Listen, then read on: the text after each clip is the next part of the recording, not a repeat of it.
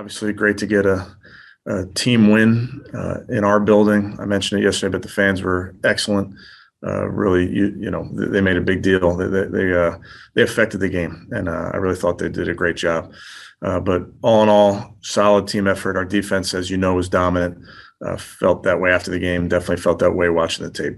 And with that, I'll take any questions. Hey, Coach, the first one will be from Fred Greetham. Hey, Coach. Obviously, it was a big defensive effort, but how big was that drive to close out the first half? It really seemed to turn the momentum around or get the offense jump started. Yeah, the defense obviously kept that game close because offensively we didn't start fast. We finished strong, but we didn't start fast.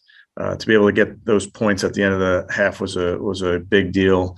I thought it was a nice 2-minute drive. I thought the guys were on point, executing at a high level. Thanks, Fred. Next is Mary Kay Cabot. Yeah, Kevin, can you address OBJ played 52 of the 81 snaps. He talked a lot afterwards about how he went as much as he could go, but also that he just couldn't get his legs underneath him. Maybe just now that you've seen it on film, address what you thought of his performance, and was 52 the right amount, maybe a little too much for him, and how did that go? Yeah, I thought he was productive, Mary Kay, in those 52 snaps. He was in constant communication with Coach O'Shea, Alex Van Pelt, to make sure that he was good. I mean, any first time back, it's always going to be working through it and getting your wind, that type of thing. But I thought he did a nice job. Thank you. Thanks, Mary Kay. Scott Petrick, you're up. Hey, Kevin, do you have an update on Greg Newsome? Yeah, I don't have all the information on our guys yet on those injuries, so I will update you guys on all of them Wednesday. But no, I don't have an update for Greg specifically. Okay, and Jed, I know he was going in and out. Was he fighting the same ankle? Did it get rolled up again? Yeah, it was the same ankle. I think Nick maybe fell on him earlier in the game, but he battled through it. Thanks. Thank you, Scott. We'll go to Daryl Ryder. Yeah, Coach, what did you think of JOK's performance in his first start? He played about 50% of the defensive snaps. He seemed to be all over the field, but you watching on film, what'd you see? Yeah, I thought he played fast. I really thought his ball disruption was really good. You know, we didn't take the ball away yesterday, but we had a bunch of passes defended, and JOK in particular on some balls to the running backs that they were trying to pull in. He got his arm on the ball, so thought he did a nice job there. Thanks, Daryl. Tony Grossi has our next question. Hey, Kevin. Early on, the first two series in particular, looked like you used Felton as your third down back instead of Hunt. Wondering why that was, and I'll follow up. But why did you do that? Yeah, I would tell you, Tony, there's some plays that we'll have for Dimitrik each game as his role will grow as he earns his role. But I wouldn't read into it more than that. Okay. And then starting with the third series, Hunt came back on, and after the game, Baker said, boy, he was angrier than ever. I'm wondering if he was angry about not being used in his usual role those first two series. Yeah, I don't think so, but I like an angry Kareem Hunt, so I'll make a mental note of that. Gotcha. Thanks, Tony. Nate Ulrich, go ahead.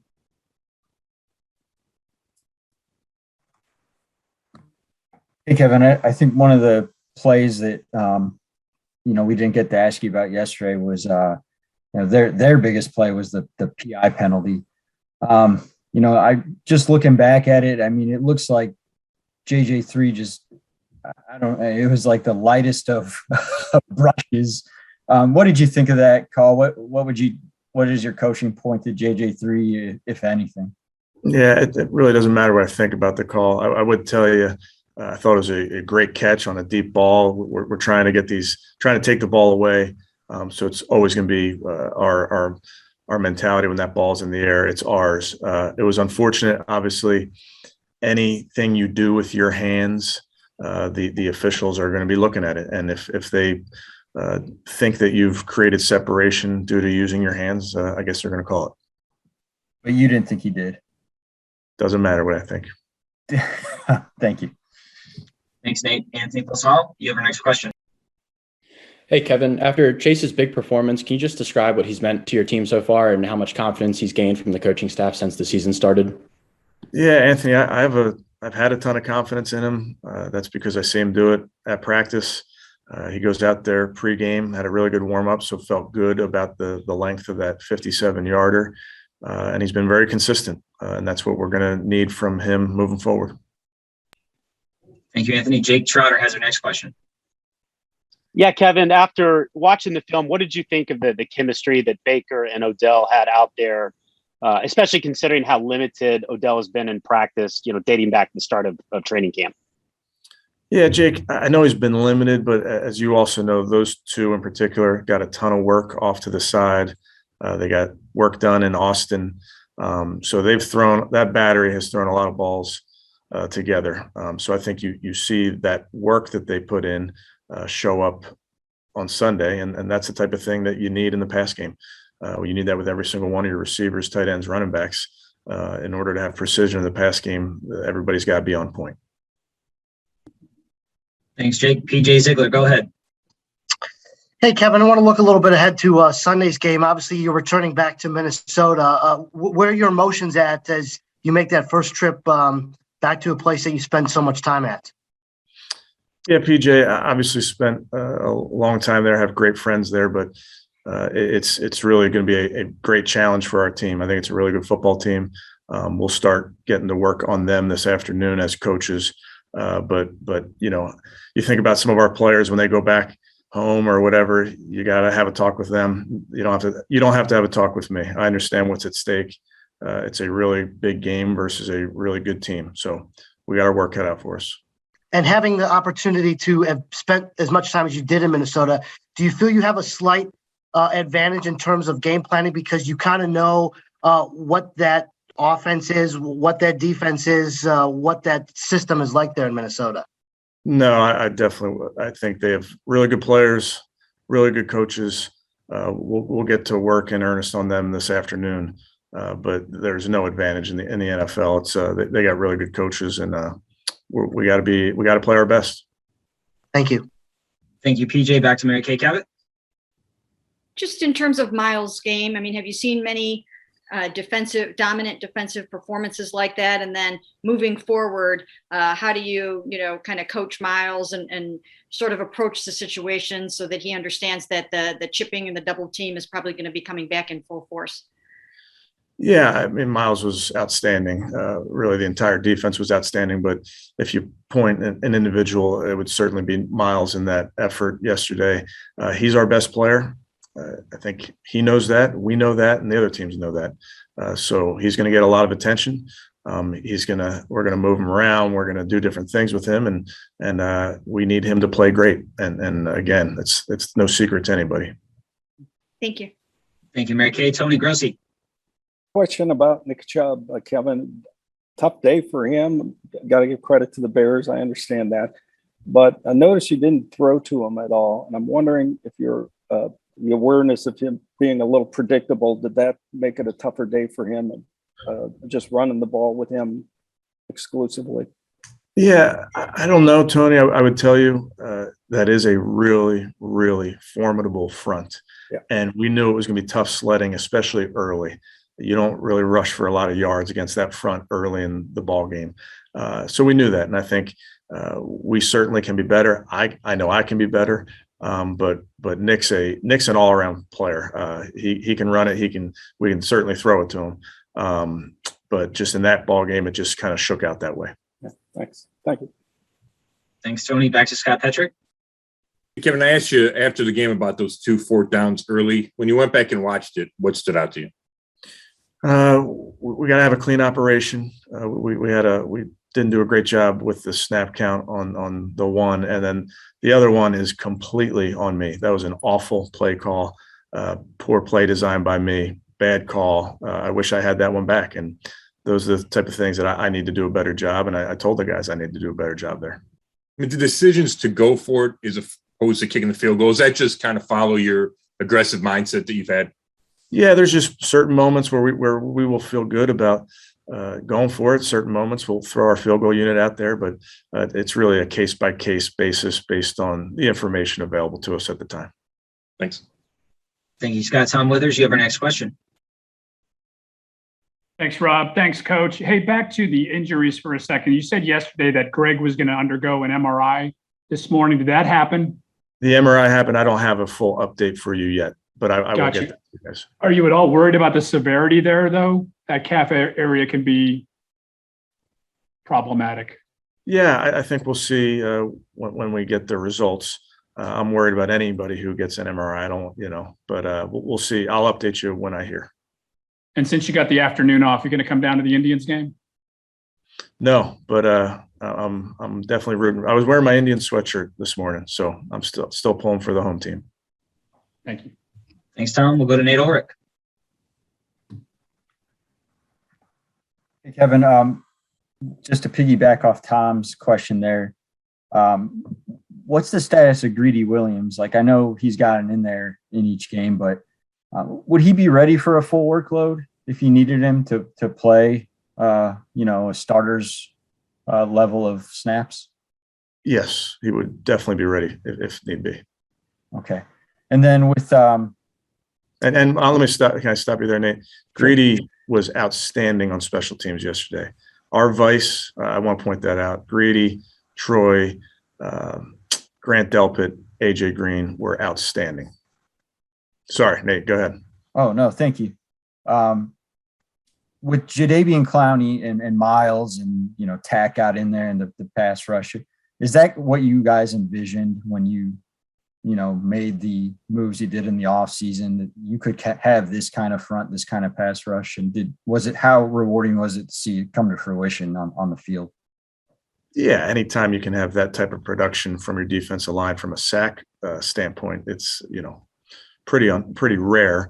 The pressure has been there, as we've talked about. The pressure's been there, and those sacks seem to come in bunches. But those are three explosive, long athletes that we need to continue to get better. That really has to be our mentality as a defense, as an attacking defense. Whether we're bringing 4, 5, 6, doesn't matter. We got to attack, and I thought the guys did a nice job yesterday. Thank you, Nate. Dan Lobby has our next question. Hey, Kevin, kind of piggybacking off what Nate said about Clowney. The pressures have been there, gets his first sack in 2 years. Has it sort of been building to that for him? Yeah, I thought JD was great yesterday, and really he was locked in at practice last week. I thought he had a great week of practice. He works really hard. I think he fits what we want to do. His teammates are pulling for him. He's a great teammate. So I was pleased to see him get some production, and he's affecting the game, and he has the ability to affect the game in the run and the pass. And again, another guy we're counting on moving forward. Thank you. Appreciate it, Dan. Mary Kay Cabot, go ahead. Yeah, Kevin, I just want to clarify something really quick and then follow that up with a question.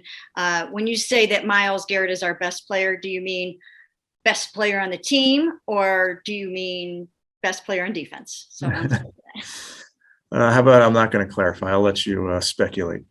Okay.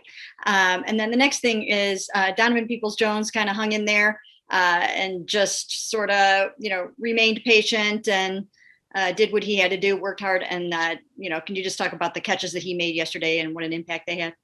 Yeah, Mary Kay, he's very dependable.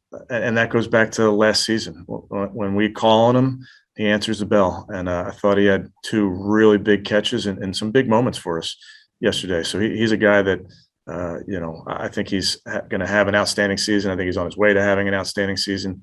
When the ball comes his way, he makes a play. Thank you. Thank you, Mary Kay. Tony Grossi, you're up.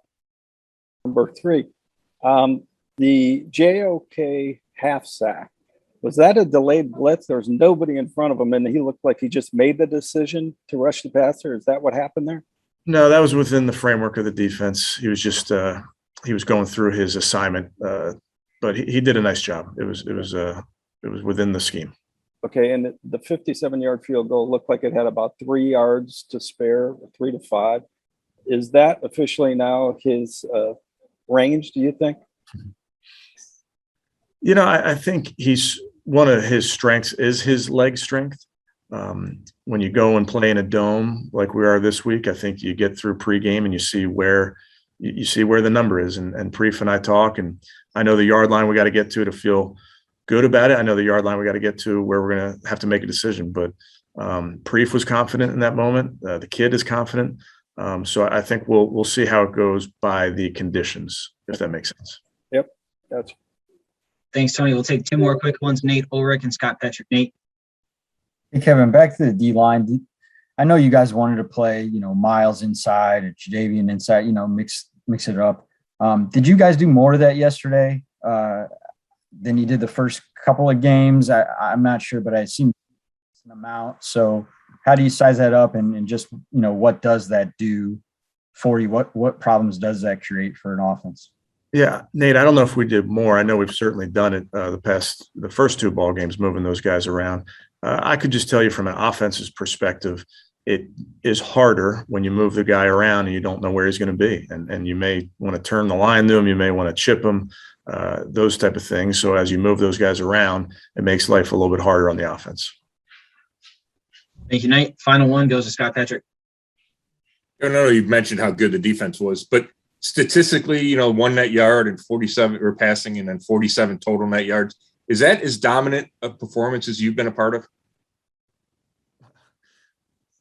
Without checking, I'd say yes.